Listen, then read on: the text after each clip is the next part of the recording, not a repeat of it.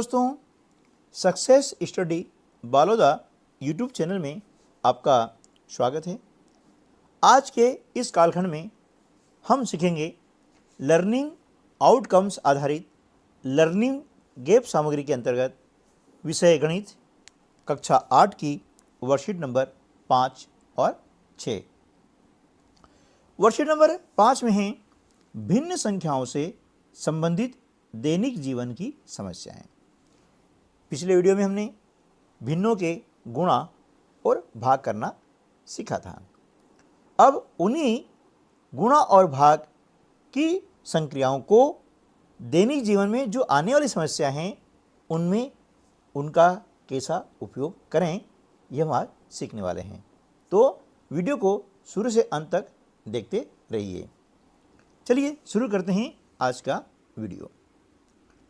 पहला प्रश्न है, यदि किसी कपड़े का मूल्य 50 रुपये प्रति मीटर है, यानी 1 मीटर का 50 रुपया प्रति यानी 1, तो 55/2 मीटर कपड़े की कीमत ज्ञात कीजिए। देखिए, 1 मीटर कपड़े की कीमत है 50 रुपया और हमें ज्ञात करना है 55/2 मीटर कपड़े की कीमत, यानी 1 से अनेक। ठीक है ना। जब भी हमें 1 से अनेक का मान ज्ञात करना हो तो वहाँ पर हम हमेशा गुणा की संक्रिया करते हैं, यानी गुणा करते हैं। ठीक है ना। तो हम क्या करेंगे, 50 में 55/2 का गुणा कर देंगे। ठीक है, इस प्रकार से 50 बटा कुछ नहीं है 1 गुणा 55/2। ठीक है। अब यहाँ पर हम देखेंगे कि अंश और हर यदि आपस में कट रहे हैं, एक दूसरे से डिवाइड हो रहे हैं, तो हम कर देंगे। हम देख रहे हैं कि 50 जो है 2 से डिवाइड हो रहा है। 2 एकम 2, 2 का हम भाग लगाते हैं 50 में, तो 2 दूनी 4 बचा 1 10 हो गए, 2 पंजे 10, है ना। अब बचा है उसका हम क्या करेंगे, गुणा कर देंगे। 25 गुणित 55, है ना। अब 25 का 55 में हम गुणा करते हैं तो आता है 1375। ठीक है ना।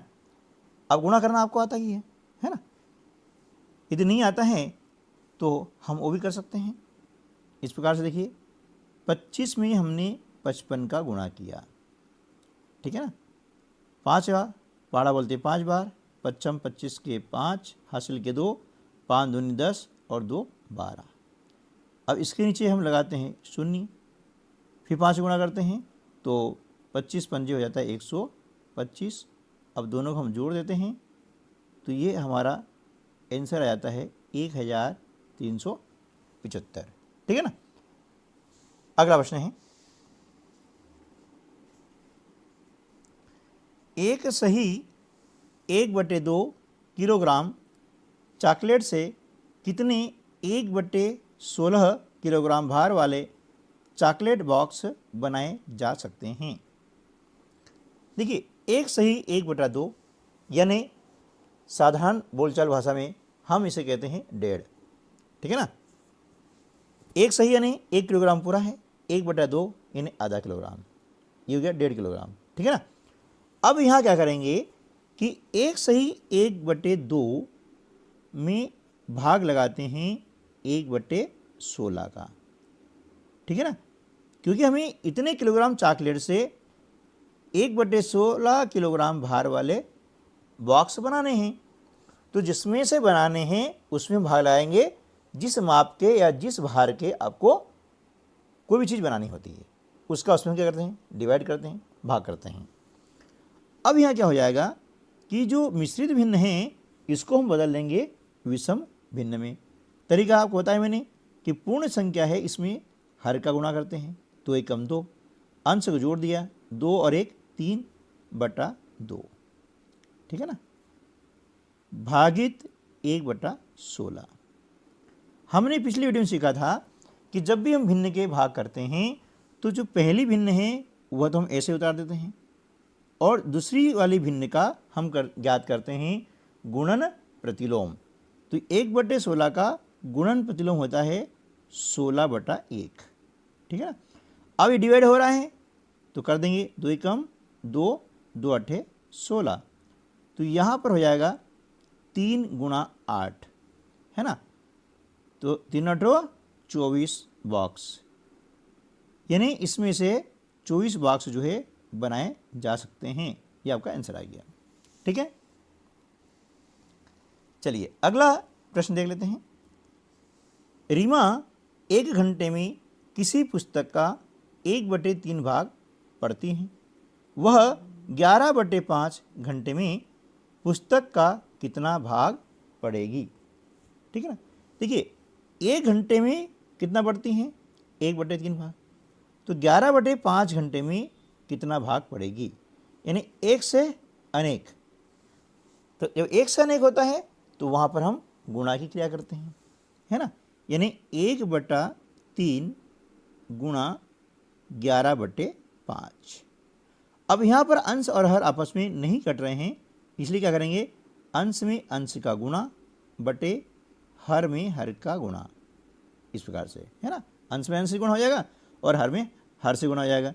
तो 11 कम 11 बटे 3 पंजे 15, तो 11/15 भाग जो है वह पड़ेगी, ठीक है ना। आगे चलते हैं।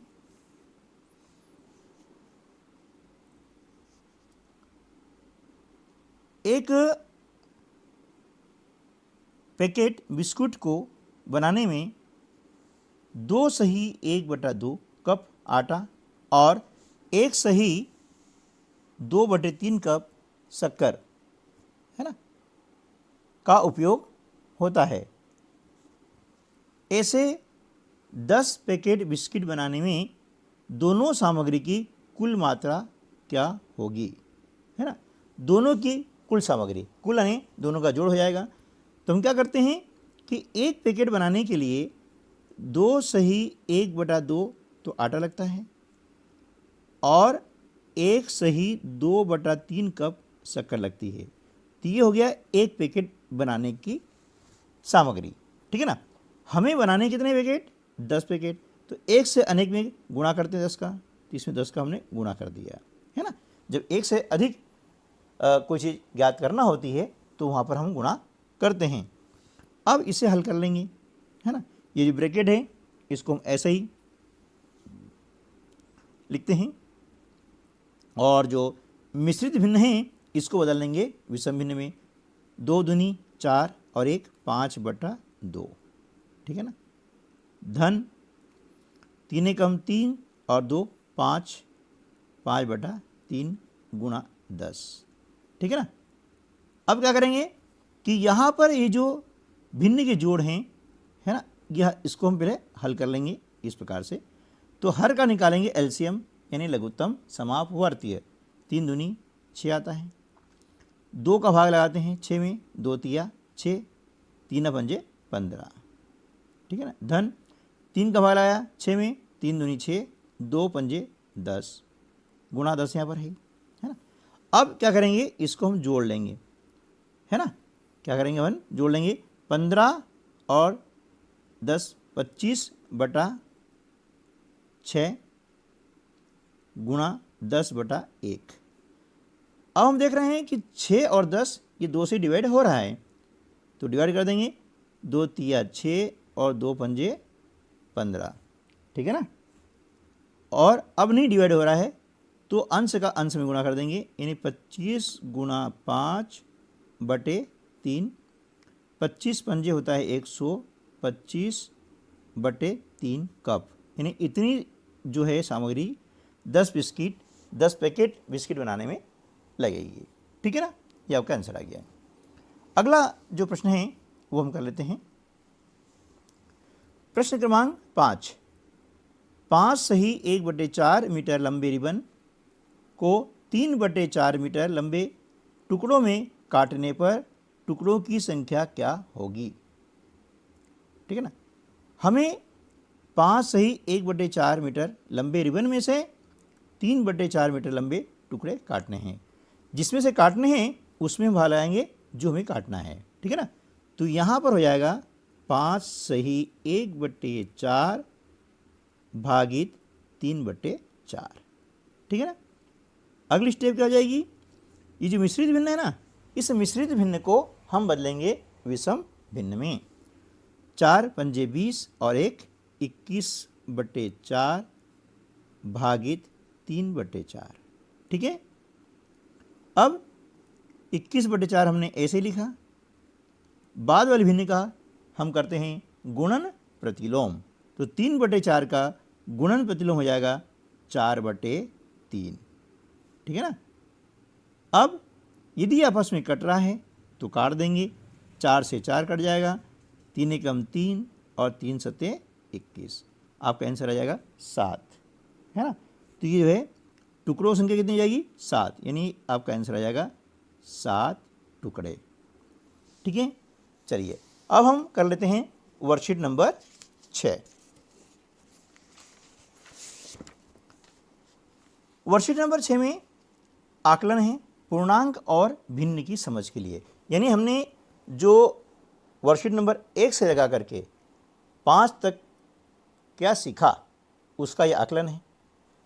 इसमें आपको सही विकल्प दिए गए हैं और उन सही विकल्पों में से एक विकल्प जो है सही होगा उसका हमें चयन करना है, लेकिन अंदाज से नहीं, है ना। हमें चाहे ऑब्जेक्टिव क्वेश्चन दिया जाए उसे भी हल करना होगा। कुछ प्रश्नों में हम मौखिक करके या कुछ तथ्यों आधार पर डायरेक्ट कर सकते हैं, लेकिन अधिकांशतः प्रश्नों को हमें हल करना ही होता है। ठीक है ना। तो चलिए पहला प्रश्न है, संख्या रेखा पर -3 गुणा 3 का मान निम्न में से किस पूर्णांक के दाहिनी ओर होगा। तो देखिए हम क्या करते हैं कि जब -3 में 3 का गुणा करते हैं तो कितना आ जाएगा, देखिए -3 का हमने 3 में गुणा किया तो आएगा इसका गुणनफल -9। ठीक है ना। अब -9 किस पूर्णांक के दाहिनी ओर होगा। अब देखिए इसके लिए हमें याद रखनी होगी संख्या रेखा।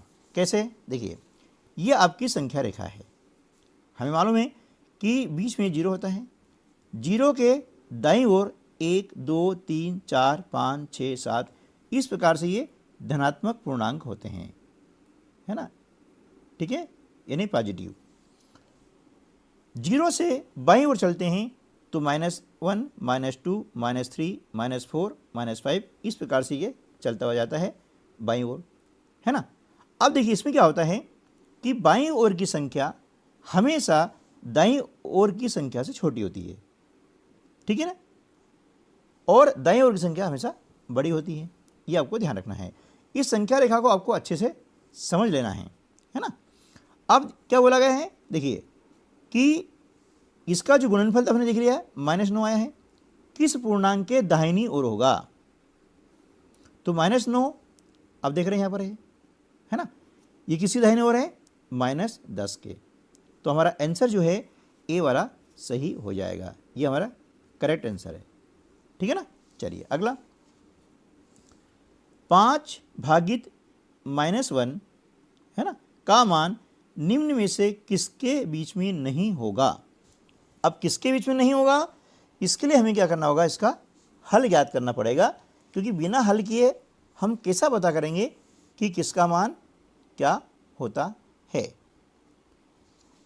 अब देखिए 5 में यदि हम -1 का भाग लगाते हैं तो भागफल कितना आएगा, -5 आएगा ना।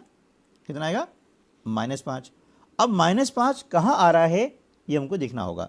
देखिए इसको थोड़ा सा देखते हैं, 5 भागित -1 इसका मतलब हो गया 5/1, और 5 में ऋण 1 का भाग लगाते हैं तो भागफल आता है -5। ठीक है ना। अब -5 किसके बीच में आएगा।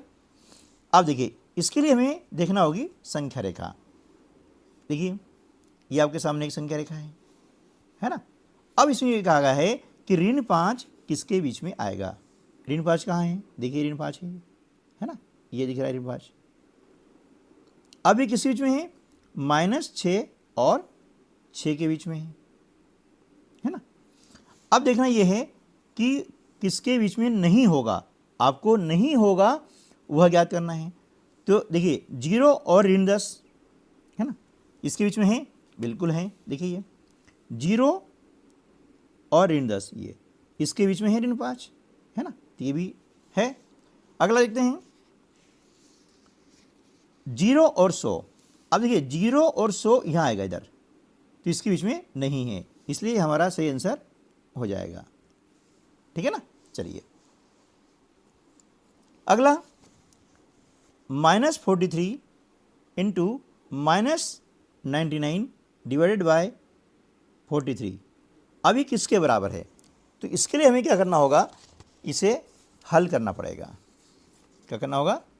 इसे हल करना पड़ेगा। देखिए इस प्रकार से हल करेंगे कि -43 इंटू -99 डिवाइडेड बाय 43 है ना। अब देखिए इसको इस प्रकार से लिखेंगे, गुणित 99 भागित है, तो हमने क्या किया, बटे में लिखा 43 है ना। अब 43 से 43 क्या हो गया, कैंसिल हो गया। अब बचा क्या है, -1 है ना, गुणा -99, ठीक है ना। तो अब माइनस से गुणा करते हैं तो प्लस आता है, और प्लस चिन्ह हम लगाते नहीं हैं। 99 का गुणा 1 में करेंगे तो आ जाएगा 99, ठीक है ना। तो यहाँ पर हमारा ऑप्शन जो है ए सही हो जाएगा। ठीक है। चलिए अगला प्रश्न देखते हैं। प्रश्न नंबर 4, निम्न में से कौन सा विकल्प तापमान में अधिकतम बढ़ोतरी दिखा रहा है? यानी किसमें अधिकतम तापमान बढ़ोतरी दिखा रहा है? इसके लिए हमें इन चारों विकल्पों को हल करना होगा। देखिए ए विकल्प हमारा क्या है, 23 डिग्री से 32 डिग्री तक। तो अधिकतम में से हम न्यूनतम घटा देंगे है ना, तो हमारा अंतर आ जाएगा, वही अधिकतम बढ़ोतरी होगा। तो देखिए 32 में से हम 23 माइनस करते हैं तो 9 डिग्री आता है, ठीक है ना। अब भी देखते हैं, -10 से 1 डिग्री, बड़ा कौन 1 डिग्री है, तो 1 में से माइनस किया हमने कितना, -10। तो इसको हल करते हैं तो 1 माइनस और माइनस का गुणा करने पे हो जाता है धन 10, 10 और 1 होता है 11, ठीक है ना। अब सी हल करते हैं, ऋण 18 से ऋण 11। अब इसमें ऋण 11 बड़ा होता है, इसमें से माइनस ऋण 18 हमने माइनस किया, ऋण 11, ऋण और ऋण का गुणा करने पर आ जाता है धन 18। असमान चिन्ह है तो बड़े संख्यात्मक मान में से छोटा संख्यात्मक मान हम माइनस करते हैं और चिन्ह लगाते हैं बड़ी संख्या का, यानी 18 में से 11 माइनस किया तो बचा कितना, 7। डी ऑप्शन में देखते हैं कि 5 में से हम घटाते हैं -5 है ना, तो 5 धन, क्योंकि माइनस और माइनस से गुणा धन होता है, 5 दूनी 10। अब देख रहे हैं कि अधिकतम बढ़ोतरी किसमें हो रही है, ये 9, 11, 7 और 10 है, तो 11 हो रही है, यानी ऑप्शन बी जो है हमारा सही जवाब हो जाएगा, है ना। ये ऑप्शन बी हमारा सही जवाब हो जाएगा, ठीक है। चलिए 5वां है, 88 गुणित कितना बराबर ऋण 88 हो जाए। तो देखिए यहाँ ऋण है माइनस है, यानी 88 में 1 का गुणा करते हैं तो 88 आता है, लेकिन ये माइनस है तो हमारा आंसर क्या हो जाएगा, -1, यानी ऑप्शन डी हमारा सही जवाब हो जाएगा, ठीक है ना। चलिए अगला है, एक नियमित षष्ठभुज की प्रत्येक भुजा का माप 7/2 सेंटीमीटर है, तो षड्भुज का परिमाप क्या होगा? अब देखिए षड्भुज में क्या हो रहा है कि प्रत्येक भुजा का माप है 7/2, यानी सभी भुजाएं बराबर हैं, है ना। जब बराबर हैं तो उसका परिमाप ज्ञात करने के लिए एक भुजा की माप में हम क्या करेंगे, उसकी भुजाओं का गुणा कर देंगे। षड्भुज में होती है 6 भुजा, है ना, तो एक भुजा का माप कितना है, 7/2, इसमें 6 का गुणा कर दिया है इस प्रकार से, 2 एकम 2, 2 तिया 6, अब बचा कितना, 7 तिया 21 सेंटीमीटर, ये हमारा हो जाएगा परिमाप, ऑप्शन बी सही जवाब, ठीक है ना। चलिए अगला हम देख लेते हैं, निम्न में से कौन सी संख्या बड़ी है, 2/3, 3/4, 1/3, 4/5। अब देखिए कौन सी संख्या बड़ी है या छोटी है।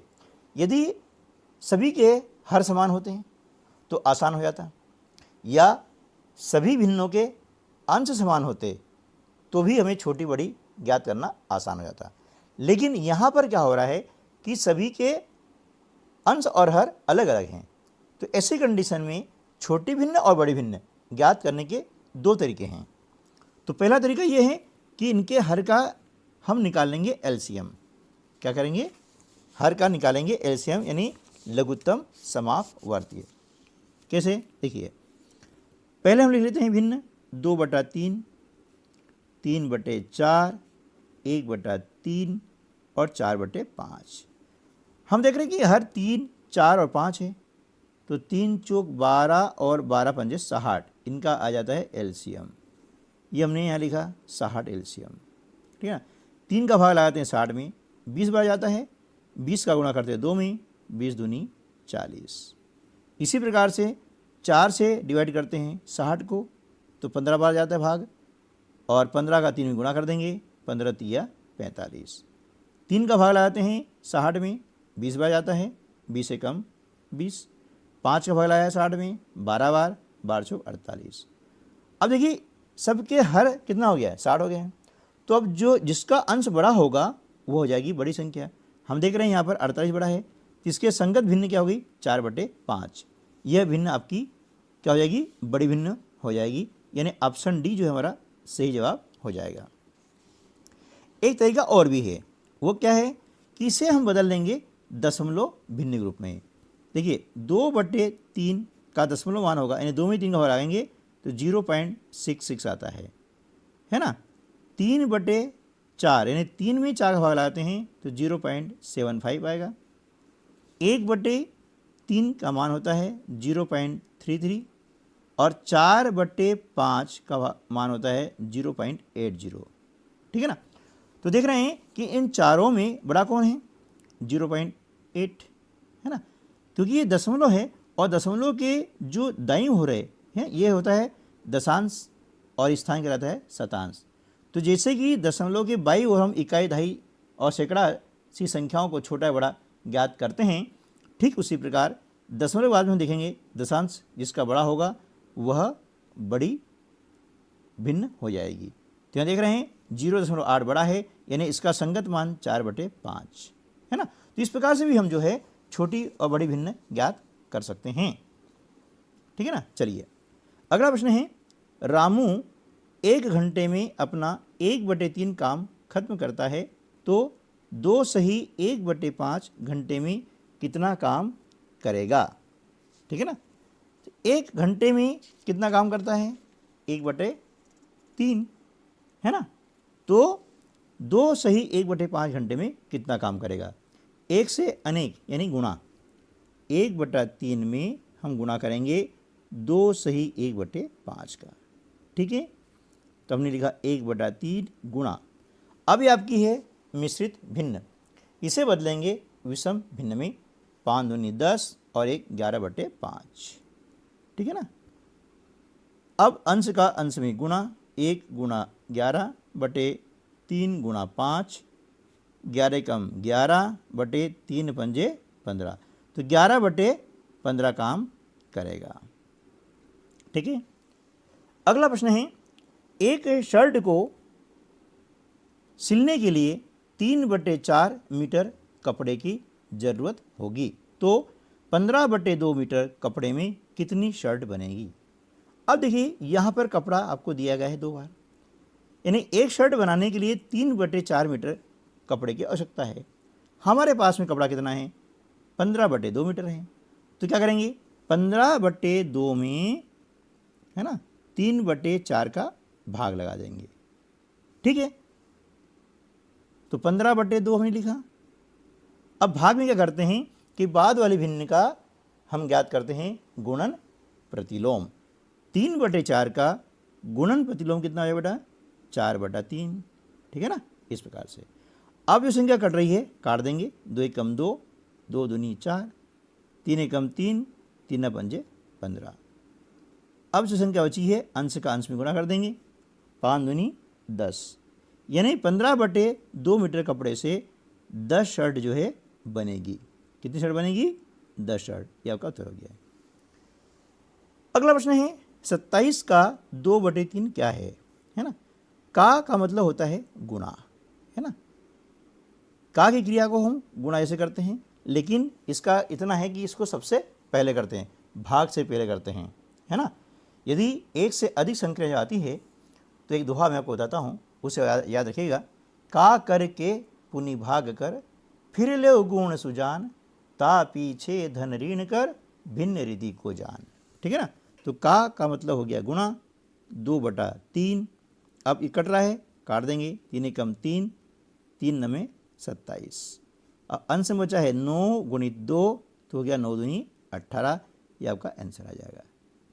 ठीक है दोस्तों, तो उम्मीद है कि आपको वीडियो अच्छा लगा होगा और इसमें आपने कुछ न कुछ नया जरूर सीखा होगा। यदि सीखा है तो वीडियो को लाइक जरूर कीजिएगा, और यदि चैनल पर पहली बार आ रहे हो तो नीचे लाल बटन का सब्सक्राइब लिखा हुआ है, उसे आप प्रेस कर दें, बेल आइकन को दबा दें और ऑल को शेयर कर दें, ताकि जैसे वीडियो अपलोड होगा तो सबसे पहले उसका नोटिफिकेशन आप तक पहुंचेगा और वीडियो आपको मिल जाएगा।